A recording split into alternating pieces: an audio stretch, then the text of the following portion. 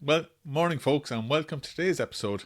I've called it Ross Perot, Shorty Got Game. And, I'm having a bit of dig at Ross Perot's height. But for a little guy, this guy, he had a lot of game. Not just as a businessman, this guy could have been the US president. And here's a quote from Time magazine from 1992 when he threw his hat into the ring to become president.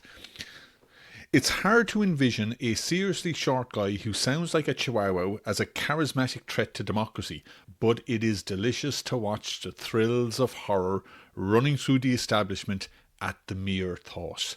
Because, as we'll see in this story, Perot came this close to becoming the President of the United States in 1992. But this is a business story, so we also, of course, will be talking about his business achievements, which are just as big. He was IBM's top salesman. He coined the term facilities management and created the first professional business model for it. Then he built and sold two multi-billion-dollar companies. And even more intriguingly, he hired a special ops commander who then trained some of his own employees, and then they flew into Iran and helped break two of Perot's employees out of a jail in Iran. I mean, this story has it all. It is brilliant. Enjoy. So, Ross Perot, and he's commonly known as H. Ross Perot. It was the media who put that H in front of his name, and apparently Perot hated it. So I'm just going to call him Ross Perot. So he was born on the 27th of June, 1930, in a place called Texarkana. So it was a Texas border town that straddled Texas and Arkansas. And he was actually christened Henry Ray Perot, but he changed it when he was 12 to honour his older brother who died when he was 3. And he also had a sister called Bet or Betty, I'm not too sure, and she remained very loyal to Perot all her life, was a director in EDS, the first company that he formed that we'll be getting into. His father Gabriel was a cotton broker, also worked part-time as a horse trader and dealer, while his mother Lulu worked as a secretary in a local lumber company. And as you can imagine, this is 1930, so the country is in free fall. This is at the height of the Great Depression. You've got unemployment at 25%. So this is a time where families really had to knuckle down to make money. And Perot really did knuckle down. His father's bringing him to these horse and cattle auctions when he's just 10 years old. And at these auctions also, there was an awful lot of equipment, like bridles and saddles, that kind of stuff. And Perot would get to the auction early. He'd pick up the bridles and other equipment that were being sold early in the evening. And then his father had the rule that you never bring home what you buy. So Perot then had to sell it later on that evening at a profit. And as he said himself, this was his PhD in business. He got a paper round at 12. And for the paper round, most of the paper boys were doing established neighbourhoods. But Perot went after lower income neighbourhoods because the commission was bigger, because the paper thought, well, nobody's going to buy our paper in these lower income neighbourhoods. But Perot was obviously a fantastic salesman because his paper round commissions were at $25 a week, whereas the standard paper boy was earning just $5 a week. So the circulation managers, they tried to cut his rate. Perot goes straight to the publisher and argues his case, and the publisher sides with him. So it shows how strong a character and independent he was, even at that age. At the age of 19 then, he gets accepted to the US Naval Academy. He had spent the previous 3 years writing to every member of the Texas Congress, because I didn't know this, but it's not easy to get into these naval academies because each Congress member can only have 5 constituents in the academy at any one time. So Perot puts his ability or his achievement to get into the Naval Academy down to his persistence. And like any great salesman, he is persistent. And here's a quote from him. He says, "Most people give up when they're about to achieve success. They give up at the last minute of the game, 1 foot from a winning touchdown." Now, of course, the question is, how do you know you're only 1 foot from the line? Because, like, unlike a game of football, you can't actually see the line in real life. So I think you have to marry persistence with optimism, the belief that you're almost there. I think that's what every entrepreneur has within them, this persistence and this eternal optimism. Anyway, at the Naval Academy, academically he's only okay. He finishes middle of the class, but he becomes class president, He becomes a battalion commander, and he's also tasked with rewriting or writing, I suppose, from anew the Academy's ethical framework. And the reason why he had to write it was apparently there was loads of cheating going on at exam time at these academies. But Perot, instead of writing really rigid rules, he created this kind of flexible framework that was called the honour concept, where cadets were expected to police themselves, like confronting each other and giving each other a chance to correct their behaviour if they've done something wrong. And the system worked, and the core of this system still exists today within the academies. So he goes out to sea, but after 4 years at sea, he becomes disillusioned. There's a few things that happen that give you an idea of Perot's personality, of his high ethics, because he does have these incredibly high standards of ethics. So first of all, as we said, he grew up during the Depression and he never had more than one pair of shoes. But when he joined the Navy, he was kind of shocked that he was issued with several pairs of shoes. And he later pointed out that this was the first example of government waste. And then in letters to his father, Perot would write about the culture within the Navy. He described it as being godless. And he wrote that he was always offended by, and these are his quotes, by the blasphemous language and moral laxity of his crewmates. But the straw, I suppose, that broke the camel's back, as it were, was when a commanding officer tried to put pressure on Perot to move money from a sailor's recreation fund to a fund to decorate the commander's personal quarters, and Perot refused. And so at around this time, an IBM executive was touring Perot's ship, and he was really impressed with the young Lieutenant Perot, and he offered Perot a job, and Perot accepted there and then. So this is 1957, and Perot moves to Dallas, works with IBM. Now the company, fascinating company, and I'll definitely be doing a story on it. It had been founded decades earlier by Thomas J. Watson Sr., very interesting character. He got IBM together by merging 3 small companies together in 1911 and then created this global powerhouse with very, very strict culture practices. It was all focused on respect, excellence, kind of a religious commitment to the customer. And there was a uniform nearly, dark suits, white shirts, conservative ties, very clean cut, no beards, very predictable. IBM didn't want strong personalities, it wanted consistency.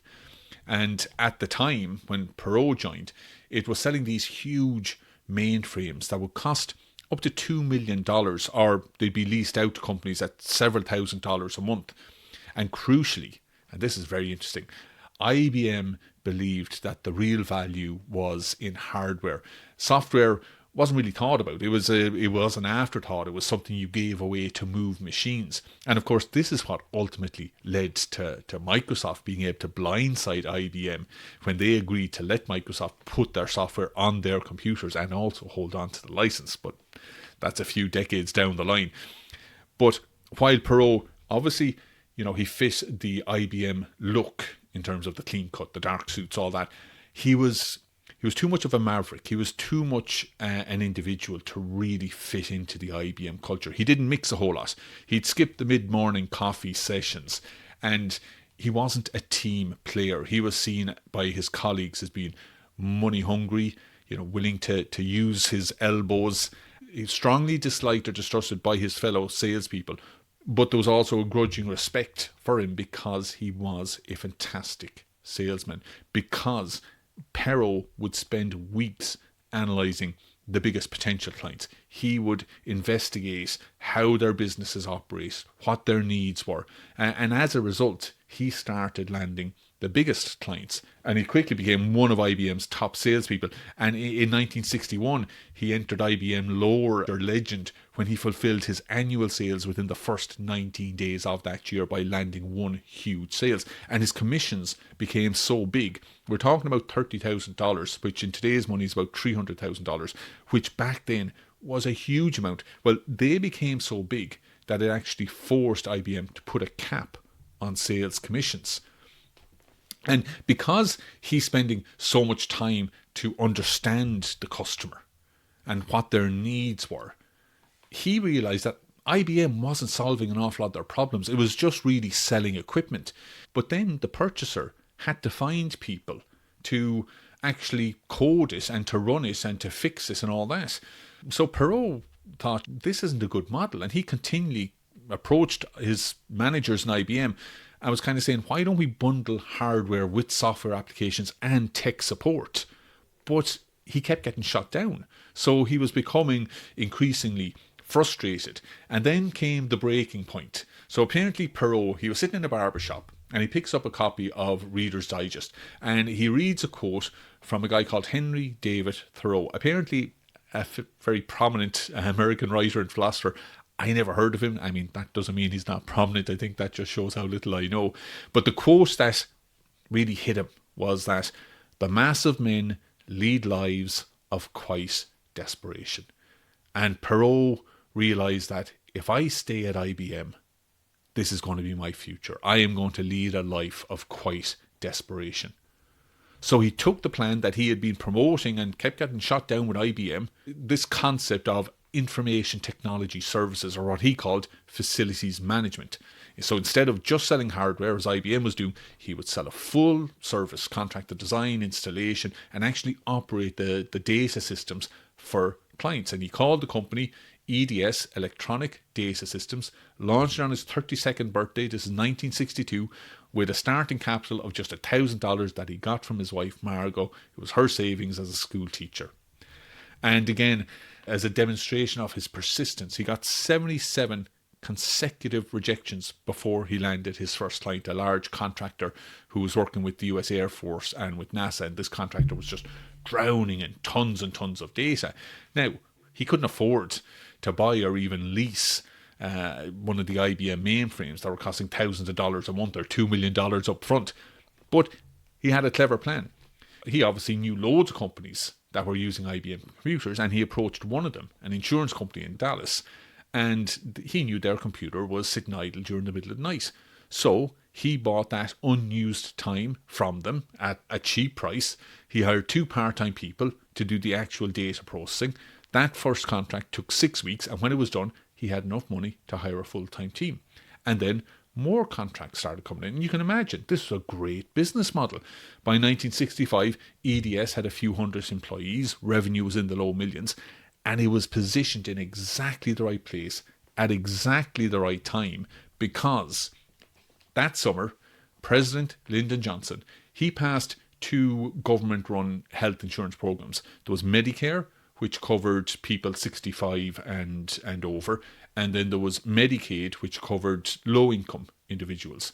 And as a result of this, overnight, the government had about 19 million people that needed coverage, and they had systems that just couldn't process or handle all these claims. So EDS filled that gap, and they grew massively, becoming the leading IT services company in the US. And of course, all this attention naturally caught the eye of Wall Street, and in September 1968, EDS went public. The market at that time was in a frenzy over tech stocks, so the share price just shot up. Perot had 81% stake at this time. He diluted it over the years, as we shall see, but his 81% at that time was worth over $1 billion. So he was just 39 years old, and it made him probably the most famous new money billionaire in the world at that time. Fortune magazine put him on the cover and dubbed him fastest, richest Texan ever. Now, that didn't last, because in 1970 there was a correction in the tech sector. Short sellers targeted EDS, and in a single day, Perot, his wealth fell by $445 million. That was the largest single day loss of wealth by an individual in history up to then. But yeah, the shares were overpriced, but the company was on solid foundation. It continued to grow, and by 1976 it had revenues of 250 million, around 8,000 employees. Now, in terms of working for Perot, a difficult man to work with, I would say. It was all about results and very, very strict discipline. Perot had no time for committees. I love that. People who got results moved up the ladder quickly, and they could make a lot of money through stock and bonuses. So he handsomely rewarded his top performers. But there was the discipline. Like IBM, the dress code was really strict. Dark suits, white shirts, short hair, no facial hair, no exceptions. Women had to wear slacks unless it was freezing. And this one, no marital infidelities. I mean, not that I'd ever cheat my wife, but I think that's straying a bit too much into your employees' personal lives. Now, to ensure that these criteria were met by and large, Perot really focused in on recruiting ex-military people, because his belief was that if you can handle the pressure of a war zone, then a 16-hour workday is a cakewalk. And another aspect of working for Perot, which I find a bit disconcerting, was that employees were tied into these contracts that made it really expensive to leave early. So new hires, they had to sign a contract that stipulated that if they quit or were fired for probable cause within their first 2 years, they had to pay EDS up to $9,000, which is roughly about $40,000 to $50,000 today, in training expenses. But now, hiring these army vets, it definitely came in handy as we get to one of the most dramatic and fascinating stories in Perot's business life. So, for a bit of context, in 1975, EDS started expanding internationally, and one of the biggest contracts they landed was in Iran. Now, Iran at that time was still under the rule of the Shah. He was a US-backed type monarch, and he was trying to modernize the country. So oil money was pouring in, and the government was spending an awful lot of money on infrastructure, on technology, on Western expertise. And EDS won a contract to build this nationwide computerized health insurance system.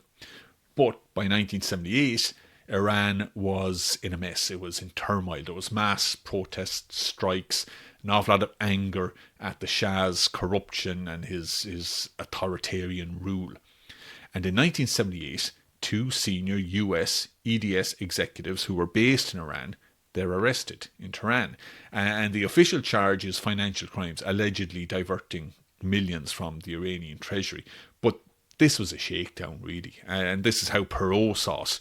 It was a ransom. And he was right. When you look at the bail was set at $12.75 million. Now, Washington tries to get involved. It tries to use its back channels and diplomacy. But there's no joy because of the turmoil that's in Iran. There's no real single authority fully in charge at this time. So, Perot decides he's going to rescue the two executives himself. And he hires a guy called Colonel Arthur Bull Simons. So Perot knew of Simons because Perot had been a very, very big advocate of prisoners of war during the Vietnam era. Because throughout the Vietnam War, Perot was really angered about how little visibility the prisoners of war had. So he funded campaigns to keep their situation in the public eye, and that's how he came in contact with Simons.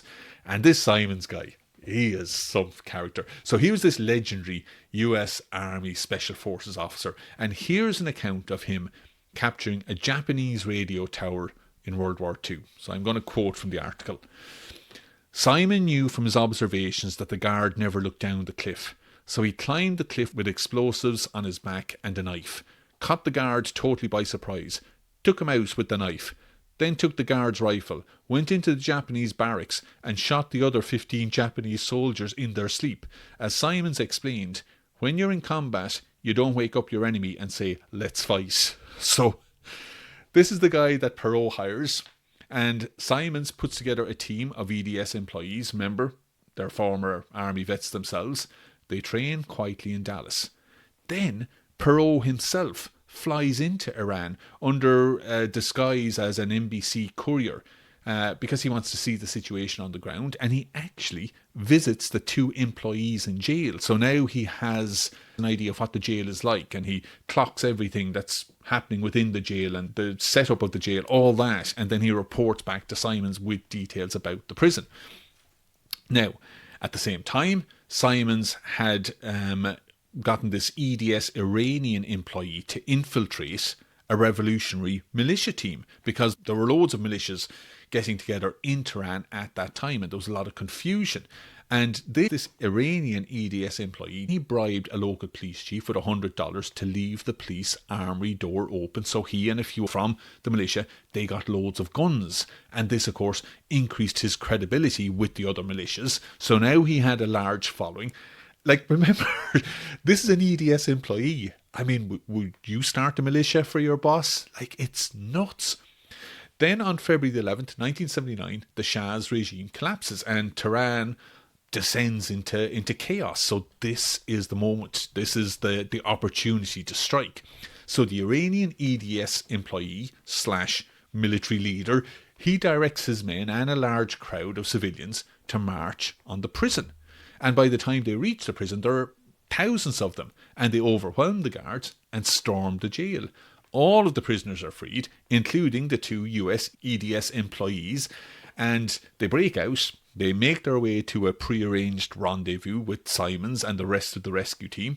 Now they need to get to Turkey, and this journey itself is like so many near misses along the way, so many close calls at checkpoints, moments where everything could have fallen apart, but they eventually get to Turkey. From there they fly to London, and finally on February the 18th they land in Dallas, and it makes the headlines worldwide. Perot's actions were widely celebrated in America at that time, because you got to remember, at this time the Carter administration were being lampooned and were being viewed as being weak and incompetent, and the whole Iranian affair actually led to the downfall of the Carter administration, in that he didn't get re-elected because of this.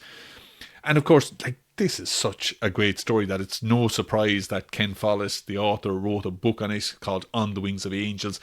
It became an international bestseller. It was also made into a miniseries. And also, of course, it massively helps Perot's profile as a man of action.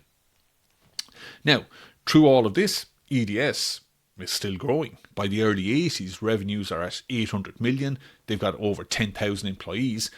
And they catch the eye of General Motors. General Motors at this time is enormous, but also enormously inefficient. They're spending billions on their overall operations, and a large chunk of that is tied up in fragmented, outdated data systems. So GM believed that technology, if properly implemented, it could transform GM's competitiveness, and they believe EDS is the answer. So in 1984, they buy EDS for $2.5 billion, the largest deal of its kind at that time. And by this point, Perot, who has diluted his shares over time, has about 40% stake, so worth about $1 billion. So he takes a combination of cash and shares, and he joins GM's board as its largest individual shareholder. But almost immediately, the relationship starts to unravel. It's a culture problem, because EDS is fast, it moves quickly, and it's disciplined, and it's performance driven, whereas GM is slow, bureaucratic, loads of committees that Perot just despises. And Perot begins openly attacking the company, and I love some of these quotes. He says, GM is 5 years behind the refrigerator. He says, revitalizing GM is like teaching an elephant to tap dance. So by 1986, 2 years after the deal was done, the relationship is finished, and GM decides to buy out Perot. They pay him $742 million to take back his remaining shares, effectively paying a premium just to get rid of him. So in total, he makes over $1 billion from the deal. Now we move on a few months later after leaving GM. Another intriguing story in Perot's career. And this is where Perot meets and invests in Steve Jobs. I mean, what an unlikely pairing. So for context, Perot had previously passed on an opportunity to invest in Microsoft, and he was kicking himself over that. He knew that was a good opportunity. And then he saw a PBS documentary called Entrepreneurs, and it featured Steve Jobs.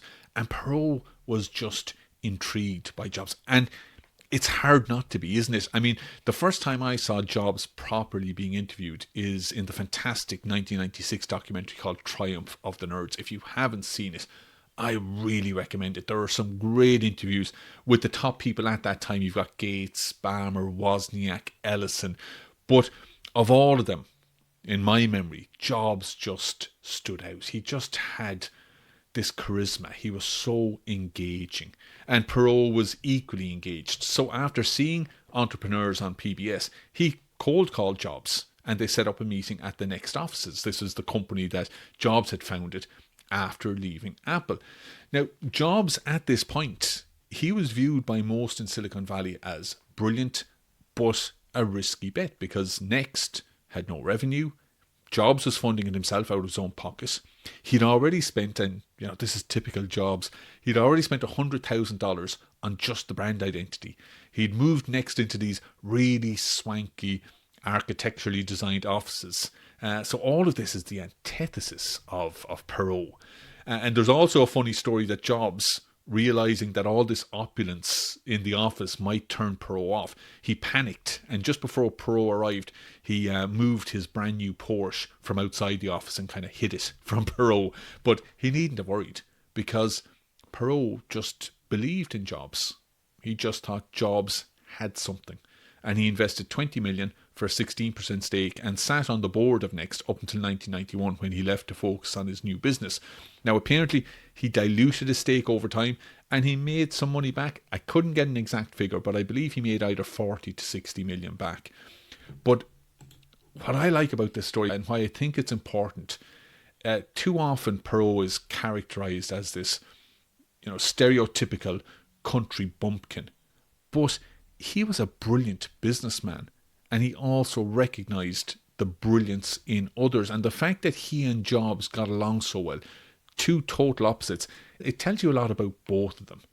Anyway, getting back to Perot's second multi-billion-dollar company. So he had signed a non-compete agreement after leaving GM. So in 1988, he launched Perot Systems, and he had a workaround to get around this non-compete.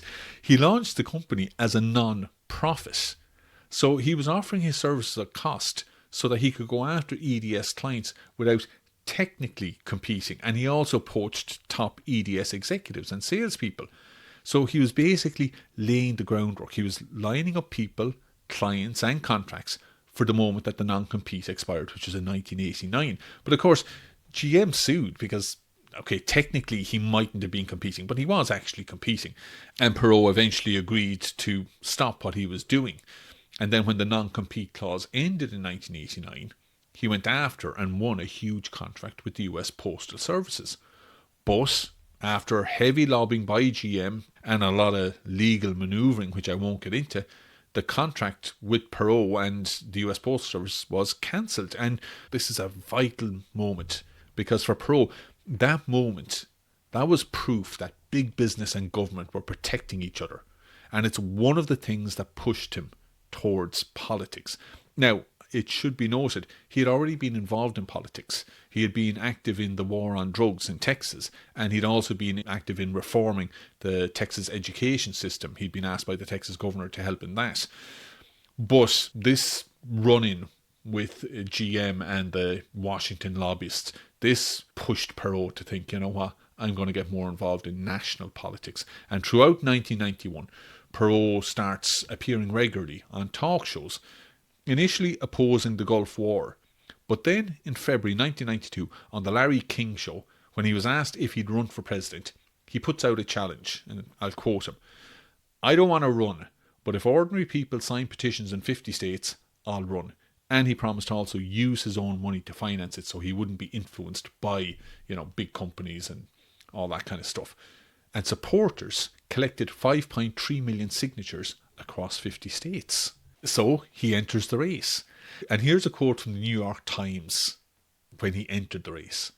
"He seems all wrong, like a cartoon character sprung to life. An elephant 5'6" and 144 pounds with a 1950s crew cut. A squeaky, nasal, country boy twang. And ears that stick out, stiff-necked. Cantankerous, impetuous, often sentimental. He was given to homespun epigrams like, 'If you see a snake, just kill it. Don't appoint a committee on snakes.'" So that was from the New York Times at that time. Now, he wasn't advocating to kill snakes. He was actually advocating for balanced budgets. He was calling for the end of outsourcing of jobs abroad. So he built a really big, dedicated following with his populist, small government, anti-globalist rhetoric, I suppose. Or as John Harris in Politico put it recently, a quarter of a century before Donald Trump, Perot was a brash, can-do showman who expressed contempt for politics as usual and promised voters who shared his disdain that the path to national greatness was to send an autocratic businessman with a touch of jingo to the White House to kick ass in Washington. And there is some truth to that. In a sense, he did foreshadow Trump, but it's not fair to say that he was Trumpian in the modern sense. Perot was very focused on economic and structural change, not on cultural or identity-driven politics. He was talking about America as a team that needed to function properly, not as a country divided against itself. And he'd often framed diversity as a strength. And here's a quote from him: "United teams win, divided teams lose. Play to our multicultural strengths." Anyway, by May 1992, Perot was leading. He was beating both George H.W. Bush and Bill Clinton in national polls. And what's really unusual as well is his political campaign and the adverts he'd used. So he would have these 30-minute primetime infomercials. Basically, him at a desk with a wooden pointer and hand-drawn charts where he'd talk about the national debt. I mean, something like that, in my mind, it would be unwatchable. But millions of people watched it. And then, inexplicably, out of nowhere, on July 16th, 1992, the day that Bill Clinton accepted the Democratic nomination, Perot held a press conference where he announced he was pulling out of the race. And the reason he gave at the time was, he said that the Democratic Party had revitalised itself and he didn't want to cause an electoral deadlock. I mean, for context, he wanted the Democrats to win because he hated George Bush. He saw George Bush as elitist. But the real story he gave in private for leaving the race was he claimed that the Republican Party were in the process of a dirty tricks operation that would target his daughter's upcoming wedding.